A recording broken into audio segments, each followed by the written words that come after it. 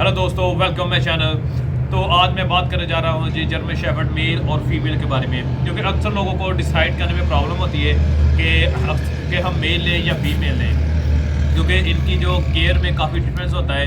क्योंकि German shepherd की जो अगर मेल की बात करें तो उसकी केयर काफ़ी ज़्यादा करनी पड़ती है बशर्ते कि फ़ीमेल की निस्बत, क्योंकि जो फीमेल की डाइट होती है वो फीमेल से ज़्यादा होती है, इसकी केयर भी ज़्यादा करनी पड़ती है।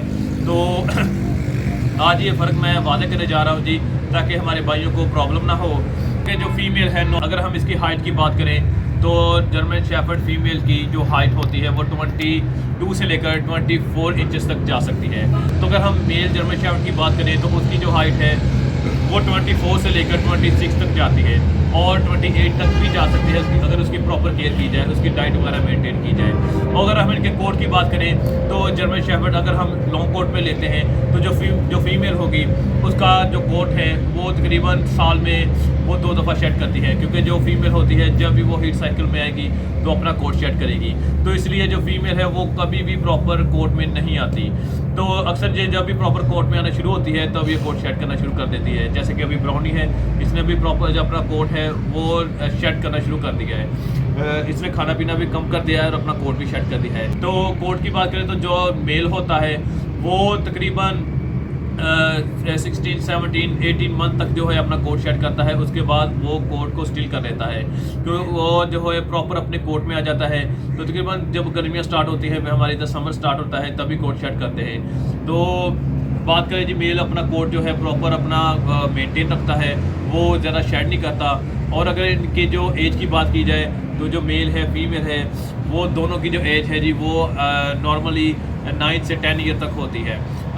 इससे कम भी हो सकती है, ज़्यादा भी हो सकती है, वो डिपेंड करती है आपकी केयर पर। तो अगर हम बात करें जी कि इन दोनों में से बेस्ट कौन सा है हमारे फैमिली के लिए अगर आप घर में रखना चाहते हैं, तो मैं जी अपने पर्सनली जो एक्सपीरियंस से बात करता हूँ कि जो फीमेल होती है वो ज़्यादा फ्रेंडली होती है बजाय कि मेल के, क्योंकि मेल जो है थोड़ा सा हैवी होता है, इसको खेलने कूदने में थोड़ा सा प्रॉब्लम होती है। हाँ, अगर आपके पास जगह ज़्यादा है, स्पेस ज़्यादा है, तो मेल आप ज़रूर लें, क्योंकि इसको ज़्यादा जगह की ज़रूरत होती है। इसकी हाइट, इसकी वज़न जो फीमेल से वो ज़्यादा होता है। तो अगर हम फ्रेंडली बात करें तो जो फीमेल है वो ज़्यादा फ्रेंडली होती है, तो इसको जो अपने ऑनर से ज़्यादा मोहब्बत होती है ना। ये नहीं कह रहा कि मेल को नहीं होती, मेल को भी उतनी होती है, लेकिन फीमेल जो ज़्यादा अट्रैक्ट करती है।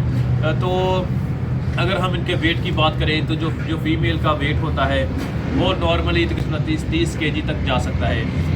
तो अगर हम मेल की बात करें तो इसका वेट 40 या 40 के अराउंड बॉड भी हो सकता है और बढ़ भी सकता है अगर आप मतलब कि इसको प्रॉपर डाइट दें। लेकिन मैं ये अपने एक्सपीरियंस से बात कर रहा हूँ कि आप मेल या फीमेल हो उसका वेट ज़्यादा ना करें, उसको मेंटेन करें, उनको एक्सरसाइज लाजमी करवाएं।